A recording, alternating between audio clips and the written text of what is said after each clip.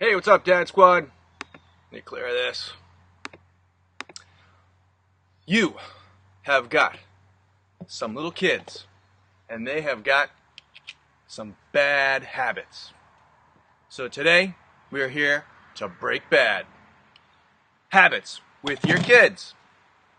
Welcome. Let me tell you where you are. If you're unfamiliar with our show, Run With My Son, we are dads who refuse to let the headwinds of life push us off the path to a lifelong heart-to-heart relationship with our sons. And we do that through something we call runversations, guided conversations that we have with our youngsters while we're out and about being fit. And that somehow makes the lesson connect and grow. It helps us grow closer. What a surprise. Well, today's topic is breaking bad habits. So I wanted to start off just by talking a little bit about what exactly is a habit.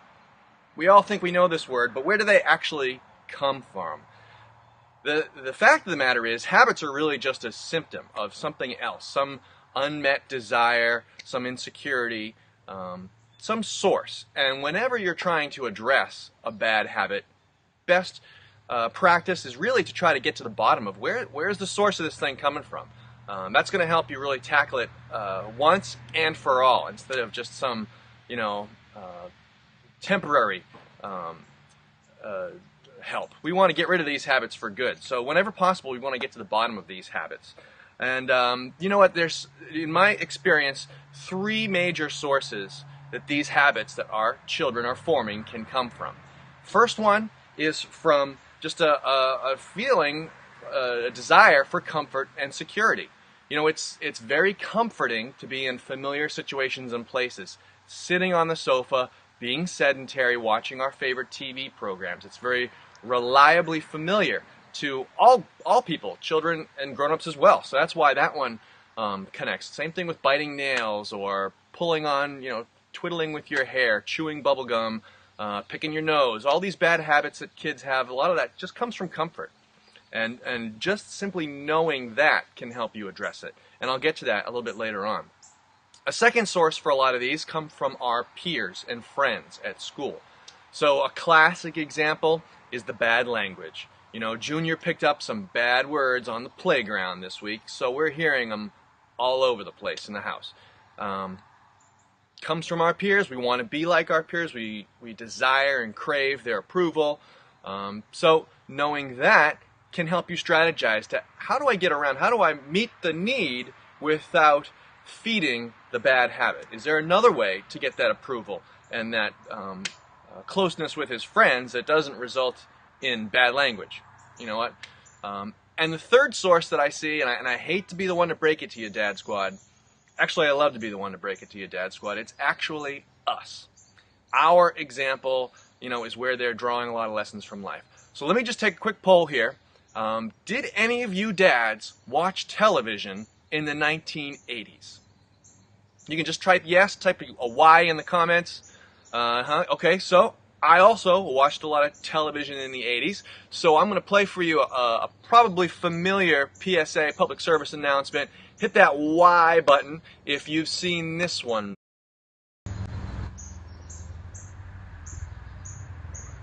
Uh-oh.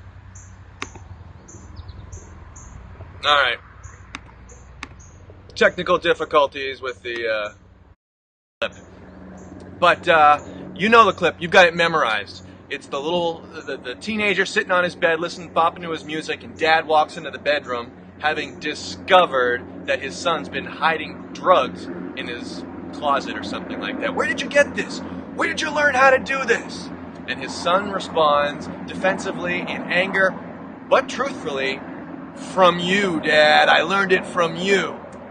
So, you know what? We have to be watching our own behavior, dads. If you're expecting your son to be an example out there in the world, we can't be the ones speaking with, vulgar language.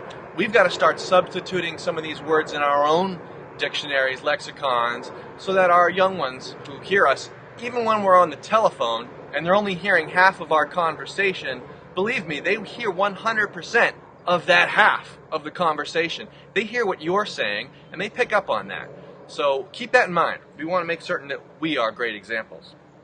All right, well, another thing to keep in mind, it's a lot easier to stop, to prevent a bad habit from forming than it is to try to reverse one and to tear it down and to get rid of it. It can be done, and that's why you're here, because you want to hear some of those strategies we've got up ahead. But let me just say at the outset, if you can spot the beginnings of a bad habit, jump all over that, because it's a lot easier. An ounce of prevention is worth a pound of cure, is how the saying goes, and it's definitely true with bad habits. So we want to work hard. We want to be a role model. And here's something else that you can do, dads. You can be communicative all the time. You can teach from a young age. If you still have that opportunity, if your children are still young, take this moment right now to start building good communication skills with them. Teach them how to communicate well, to express feelings, and to be good listeners. If you think you can get away with, putting it off, and then once they're a teenager, I think I'm going to take up a hobby of trying to get to know my son, and I'm going to, sometimes we don't have the choice. That time is already lost, so we deal with what we've got. But if you have the opportunity to jump on it early, you should, because it's not going to go so well. It's not going to be as easy, once patterns are set. So jump on that early. And another one, you want to be open and asking non-invasive, non-threatening questions. How was your day? Tell me more about that. You want to ask those sorts of questions all the time, throughout the whole week. Not just when you're suspicious. When you think Susie's been up to something, and you want to get to the bottom of it. She'll see right through that, So we want to be asking these sorts of questions, be communicative, be in our child's life around the clock. And that's how you're going to be trusted and allowed in, is to build that habit yourself. Something else we can do, and I talked about this last week, talked about it a few times, but set a written contract that you're going to try to work on removing this habit. We're going to work together to stop chewing on the back of our pencil. Of course, he's the one who's actually working on not chewing. You're the one who's working on encouraging him. But you can write a written contract, sign it, put it up on the wall. If you need a template or some ideas, you go to runwithmyson.com/contract, and you can print out our free contract right there. That one is specific towards getting away from our gadgets and having some downtime from online. But you can make a contract for any kind of habit you want to break. So that's a great strategy. And of course, another thing you want to do, dads, you want to get involved, stay involved in your child's life and activities. You want to be the coach on the basketball team. You want to be the scoutmaster. It's not enough to just drop in, to drop off and pull out of the parking lot for every single one of these activities. Of course, you can't do everything. You got to balance every other responsibility you've got in life. But to the degree and to the extent that you can get involved, absolutely, you should do that. Try to be the hub. Make your house the welcoming, hospitable place where everybody congregates. That makes it easy for you. If you're the one that always has great healthy snacks and fun activities, and you have an open door policy, your son won't necessarily need to go off to all of his friends' houses to have that fun. They can come to your house. So get involved, stay involved, get to know the friends, because they're going to give you a window and a perspective on your child that you'd never get being dad. So keep that in mind. All right, let's get on to the harder steps now. Those were some things you can do to help watch out for and prevent a bad habit from forming. But what do you do when such habits have already formed? Bad language is an example I've used. Picking the nose, chewing on the back of a pencil, smoking, drugs. I don't know how old our children are when this begins, but it's younger and younger every year. And, some of these things escalate and grow into something else. So we want to stop bad habits. What do? That's why you're here, right? Well, think about this. And I want to start off by saying, first and foremost, I am not a professional. So there's a time and a place for professional help. Some of these things you can't just quit cold turkey. And some of them you must quit cold turkey for everybody's safety and health. And you want to talk to professionals to get that distinction and help. You can talk to your child's pediatrician, the school nurse, teachers, coaches, even the principal. These are professionals you can reach out to, and you should reach out to. All right, I want to set that up right here at the start. This isn't, watching this one video here on Facebook.com/runwithmyson or on our YouTube channel. That does not make you an expert. All right, so when you need it, reach out for that professional help. It's there, it's available, that's what it's for. Number two, this is something you absolutely can do. Praise the good behavior. When you see your son opting to grab some healthy snack instead of munching on Doritos all day long, praise that. Point that out. Say, hey, I'm really proud of how you went and had those grapes instead today. We want to lift up every opportunity that we can because that reinforces the good behaviors. And you know, maybe we can't be the one in there fighting the battle for our children, but we can definitely be their cheerleader, and we can be on their squad in that sense. You with me, Dad Squad? All right, so praise. These are coping habits, remember. Good habits and bad habits. We want to feed the good ones so that they will choose those coping habits, coping methods, instead of the other less positive ones. All right, number three. We want to get creative. Now, maybe if your son is having trouble getting to bed early, he's staying up late all the time, he wants to eat when he's up late, you know, it's already practically bedtime and he's asking you for a snack. Well, there's a creative solution to that. I heard someone use this just the other day. They prompt the nighttime ritual early, maybe an hour or so before that they begin the wind down. They brush the teeth early. If you're brushing your teeth at 7 o'clock, that sort of triggers in your mind that, okay, mealtime, eating time is over. So, I mean, that wasn't difficult. He just used a creative approach, you know, to battle that bad habit. Which, by the way, that is a bad habit. You don't want to be eating last minute at night. It's bad for digestion, it's bad for sleep, it's bad for a lot of reasons. But anyway, you can get creative with some of these things and think around them. Next one you can do is you can replace, and this really is the best strategy you can employ, Dad. It's also the hardest, but it's the best one you can do. You can replace a bad habit with a good one. When you remove something, you leave a vacuum behind. If you quit cold turkey on something like, you know, chewing the back of the pencil all day long at school, you're leaving a void. The fidgety tendency to want to do something, to want to chew on something is still there.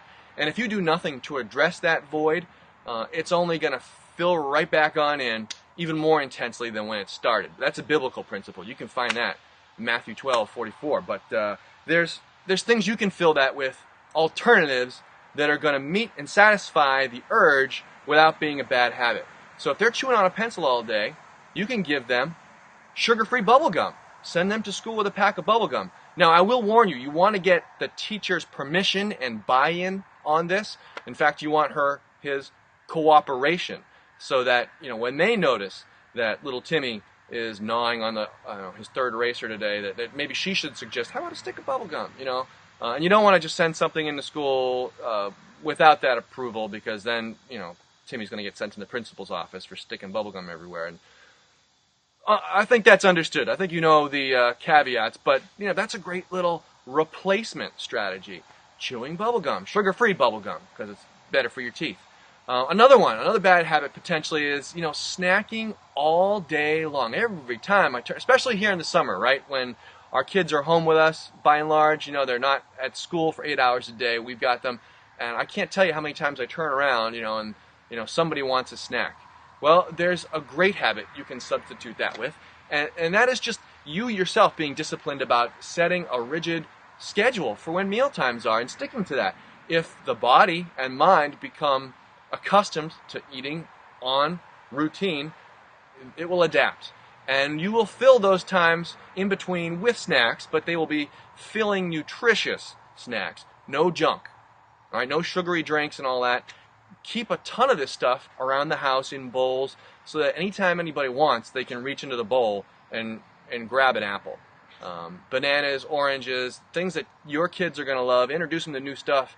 You know, once a month, bring out a new vegetable, a new fruit, and maybe it'll be a winner, maybe it won't. But you know, if you've got a bag of craisins and raisins in the house ready to go, then when they ask you for a snack, you're not going to be tempted to, all right, fine, and bring them the Lay's potato chips. You'll pour a bowl of raisins and try that. So we're replacing a bad habit with a good habit. Here's a great one for bad language. They use the language that they hear, that's in their environment. And they often use it for different reasons, but sometimes it's simply for lack of an appropriate word. So dads, let's teach our youngsters some appropriate words. Even if they're made up, goofy words, that's still kind of a fun habit because they get to say a funny sounding word. And you've heard them a million times. They're the balderdash and the blast or blasted. Next time you hit your thumb with a hammer, Dad, use this one. Use gadzooks. That'll actually draw a round of laughter from your kids around the house instead of you setting a bad example by dropping an F-bomb. Malarkey. We like to use around this house nonsense. A lot of people, they got another word for that, but we just use the simple word of nonsense. We use the word inappropriate a lot. We teach that word. As a side benefit to teaching this good habit for bad habit replacement, it's absolutely adorable to hear your 4-year-old walking around using these $10 adult SAT words. That's inappropriate. Nonsense. Stop with that nonsense. You get what you get, you don't get upset. When I hear him repeat back the kinds of things that I say to him, and he's using big words, that puts a smile on my face. And, it's going to encourage him to want to learn more big words. So that's going to help with homework time. Anyway, dads, our number one bad habit that on this show we like to address is sedentary lifestyle and behavior, jumping on the video games or the television or the iPod or the iPhone at every frequent moment, at every free moment, and we've got a replacement habit for that. I think you know what it is. We want to get involved in activities and sports. Sign him up for the thing that excites him most. For crying out loud, take him to Taekwondo or soccer or any of these things that are available at your school's after-school program or your town's recreation thing, or go for a run with Dad. Build some one-on-one time. And we've got some tools that are going to help you do that. Go to our website, runwithmyson.com. It's right there on the front page. You can download for free our Couch to 5K plan to help children, your youngsters, ages 4, 5, 6, 7, and on up, learn how to run in a 5K road race. And we've got it all here. I don't know how well you see there, but it tells you how long to run for, distances and times, how to build up from 3 minutes at a stretch to 30 minutes ultimately, which, little secret between you and I, if you can run a continuous 30 minutes, that's pretty much a 5K race right there at the typical pace that beginners will run. So you can download it, you can print yours, you can laminate it like I have, but by all means, from whatever starting point you're at, fitness-wise, whatever starting point your son is at, this guide can help you. And unlike a lot of stuff that's out there, this is actually geared towards children. You won't find that anyplace else. It will address their strengths, their weaknesses, their abilities, and help them start and get to that point, in as little as 9 weeks. It's age dependent, but jump on that. That is a terrific victory you can share together. Imagine how awesome it will feel when you and your son together complete a 5K road race. It's going to be awesome. So replace that bad habit, sedentary, playing video games, gadget addiction with a good one. And have some great runversations while you're at it. All right, dads. Well, thanks for joining us here on the show. You can find us each and every Friday morning at 10:30 a.m. Eastern. Or you can binge watch all of the back episodes if you like over on YouTube. Run with my son, what you'll search for. And we look forward to seeing you here next week. Tell all the dads in your life about us, because every dad can benefit from this. All right, have a great week, dads.